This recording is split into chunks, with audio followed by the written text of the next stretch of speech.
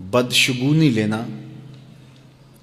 یہ بہت سارے معاشروں میں اور تہذیبوں میں مروج تھا اور اب بھی مروج ہے، لیکن اسلام نے اس کی نفی کی ہے۔ بدشگونی کیا ہے؟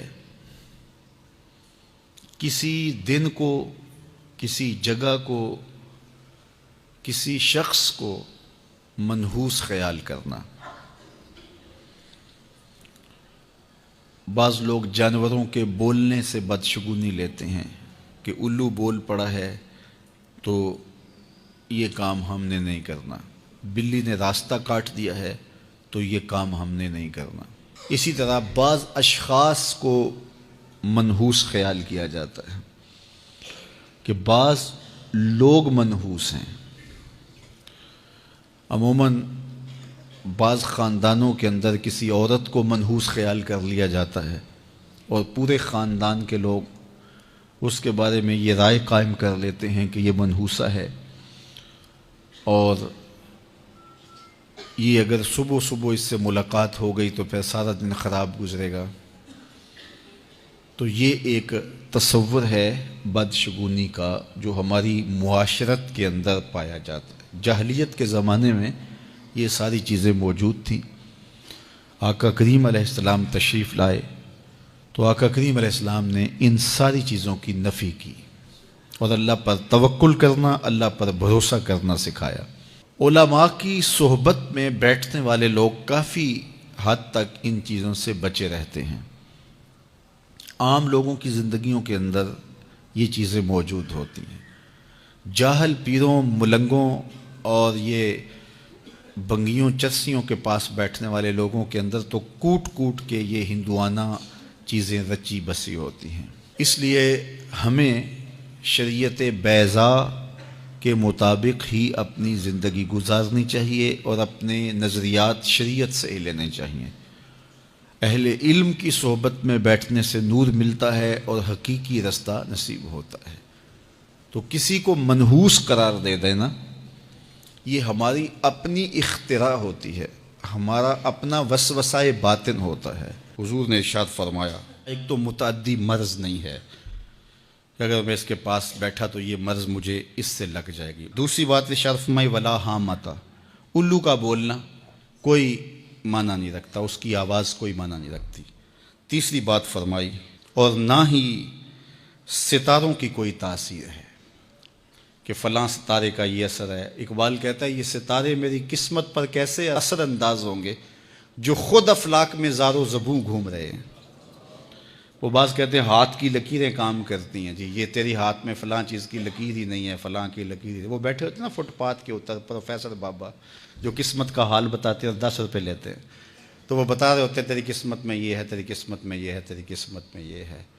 وہ کسی نے کہا قسمت تو ان کی بھی ہوتی ہے جن کے ہاتھ بھی نہیں ہوتے۔ تو یہ لکیروں میں قسمت کو تلاش نہیں کیا جا سکتا۔ جب بچہ شکم مادر میں 120 دن کا ہوتا ہے، صحیح حدیث میں آتا ہے، فرشتہ اس کی عمر بھی لکھ جاتا ہے، اس کا رزق بھی لکھ جاتا ہے، اس کا شقی و سعید بھی ہونا لکھ جاتا ہے۔ لکھ دیا گیا، قلم اٹھا لیے گئے اور صحیفے خشک ہو گئے، اب کوئی نہیں لکھا جائے گا۔ تو جو شکم مادر میں لکھا گیا۔ اور چوتھی بات اللہ کے محبوب نے فرمایا کہ سفر کچھ نہیں ہے۔ یعنی کچھ لوگ کہتے ہیں یہ جو سفر کا مہینہ ہے یہ بہت ہی سخت مہینہ ہوتا ہے اور ان دنوں کے اندر سفر نہیں کرنا چاہیے، ان دنوں کے اندر شادی نہیں کرنی چاہیے، ان دنوں کے اندر اگر شادی کی جائے تو وہ شادی کامیاب نہیں ہوتی، اس لیے کہ یہ مہینہ منحوس ہے۔ میں آپ کو بتاتا ہوں کہ اس سفر کے مہینے میں سیدنا علی کی شادی حضرت سیدہ فاطمہ سے ہوئی ہے۔ بتاؤ اس سے کامیاب کوئی شادی ہو سکتی ہے؟ کوئی کہتے ہیں جی اس مہینے میں اگر شادی ہو تو اولاد نہیں ہوتی۔ حضرت علی اور سیدہ فاطمہ کی شادی ہوئی ہے، حسن اور حسین پیدا ہوئے ہیں، ایسے کوئی بیٹے تو لاؤ زمانے میں۔ حضرت زینب رضی اللہ تعالی عنہا اور حضور کی شادی ماہ صفر المظفر میں ہوئی ہے۔ اس لیے ہمارے علماء اس کو خالی سفر کا مہینہ بولنے کے بجائے صفر الخیر یا صفر المظفر کے نام سے پکارتے ہیں، یعنی کامیابی کا مہینہ، خیر کا مہینہ۔ تو یہ محض لوگوں کی اختراعات ہیں۔ تو جس طرح باقی مہینوں میں شادی کرنے میں کوئی حرج نہیں، تو سفر کے مہینے میں بھی شادی کرنے میں کوئی حرج نہیں، آقا کریم نے فرمایا یہ بدشگونی لینا یہ شرک ہے، اللہ کے توکل کے منافی بات ہے۔ اس لیے جاہل لوگوں کا کام ہے کہ لوگوں کو اوہام میں وسوسوں میں مبتلا رکھیں، ضعیف الاعتقادی قائم رہے تاکہ کچھ لوگوں کا کام چلتا رہے، لیکن اللہ کے محبوب جو دین لے کر آئے اس میں اس کو علامت شرک بتایا گیا۔ یہ جو بدشگونی ہے یہ فرمایا تمہارے اندر کا وسوسہ ہے، اور جب کوئی بندہ اندر سے ضعیف الاعتقاد ہوتا ہے تو پھر یہ چیزیں اسے پیش آتی رہتی ہیں، اس کو یہ سمجھتا ہے ہاں اسی وجہ سے ہو رہا ہے۔ تو یہ چیزیں انسان کی زندگی پر بہت زیادہ اثر انداز ہوتی۔ اللہ مجھے آپ کو اپنی رحمتوں کے حصار میں رکھے۔ کاش کہ ہم کتاب اللہ کو اپنی زندگی اور اپنے شب و روز میں خضر راہ بنا لیں، اور یہ کتاب سراپا ہدایت ہے، سراپا نور ہے، اجالوں کی نقیب ہے یہ کتاب۔ جہاں کتاب اللہ کے ساتھ وابستہ ہونے کا حکم نامہ دیا، وہاں اہل بیت کی محبت کا سبق بھی سکھایا۔ حضرت اسامہ بن زید بن حارثہ رضی اللہ تعالی عنہ فرماتے ہیں میں حضور کی خدمت میں حاضر ہوا، میں نے حاجت کہی، حضور نے حاجت پوری کر دی، لیکن میں نے ایک منظر دیکھا کہ حضور نے جس چادر کی بکل کی تھی وہ چادر اطراف سے جنبش میں ہے جس طرح اندر کوئی ہو، تو مجھ سے نہ رہا گیا، میں نے پوچھ لیا، میں نے کہا حضور اس چادر کے اندر کیا ہے؟ فکشفہ، تو حضور نے چادر کھول دی۔ کہتے ہیں جب چادر کھولی تو میں نے دیکھا ایک پہلو سے امام حسن لپٹے ہیں، ایک پہلو سے امام حسین لپٹے ہوئے۔ کہا یہ میرے بیٹے ہیں، یہ میری بیٹی کے بیٹے ہیں، اے اللہ میں ان سے پیار کرتا ہوں، تو بھی ان سے پیار کر، اور جو ان سے پیار کرے مالک اس سے بھی پیار کر۔ تو ان کی محبت کا درس دیا۔ فرمایا احب اللہ لما یغزوکم من نعمہ، اللہ سے پیار کرو کہ وہ تمہیں نعمتیں عطا کرتا ہے، اور میرے سے پیار کرو میں تمہارے رب کا بھی محبوب ہوں۔ اعظم کی قبر پہ اللہ کروڑوں رحمتوں کا نزول کرے، کیا کمال کہہ گئے، اپنا معیار زمانے سے جدا رکھتے ہیں، ہم تو محبوب بھی محبوب خدا رکھتے ہیں۔ فرمایا مجھ سے پیار کرو میں تمہارے رب کا محبوب ہوں۔ اور تیسری بات پھر میرے حضور نے فرمائی وَأَحِبُّ أَهْلَ بَيْتِي لِحُبِّي، اور میرے اہل بیت سے میری وجہ سے پیار کرو کہ وہ میرے اہل بیت ہیں، اور اس کی ترغیب دی اور اس کے لیے تحریص دلائی۔ بلکہ حضور نے ان کے فضائل بیان فرمائے، مناقب بیان کیے، ان کی عظمتوں کو بیان کیا۔ لوگوں کے سامنے ایسے اعمال ہیں حضور کے جس سے اہل بیت کی محبت دل میں پیدا ہوتی۔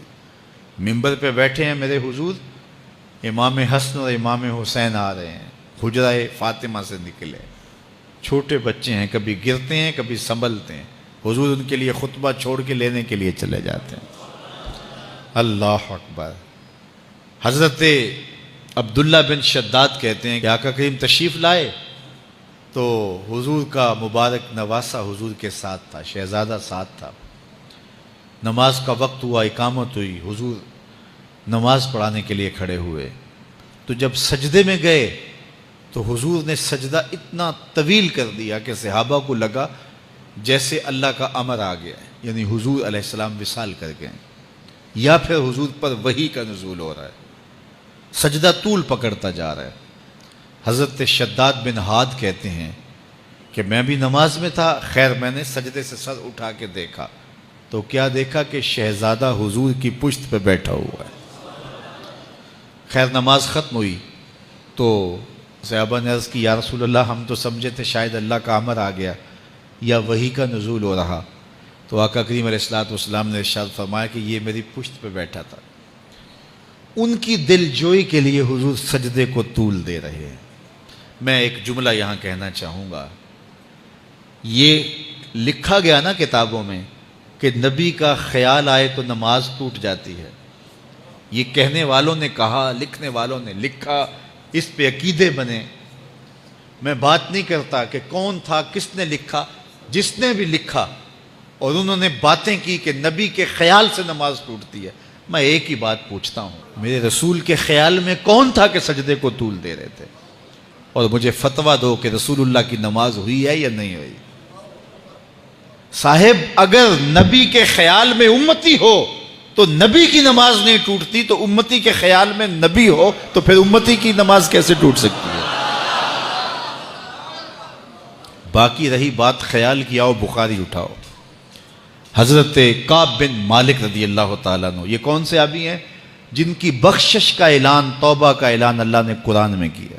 حضرت کعب بن مالک کہتے ہیں اصلیو قریبا منہ، جب میں کھڑا ہوتا حضور کے قریب ترین کھڑا ہوتا. کیوں قریب کھڑا ہوتا؟ فَأُسَارِقُهُ النَّظْرَ، اس لیے کہ نماز بھی پڑھتا رہتا، چوری چوری حضور کی دید بھی کرتا رہتا. نماز بھی ہوتی رہتی، رخ مصطفیٰ کی دید بھی ہوتی رہتی. حضور نے سجدہ لمبا کر دیا حسین کے لیے اور منبر چھوڑ دیا. پھر حسین نے بھی اس کی لاج نبھائی نہ کربلا.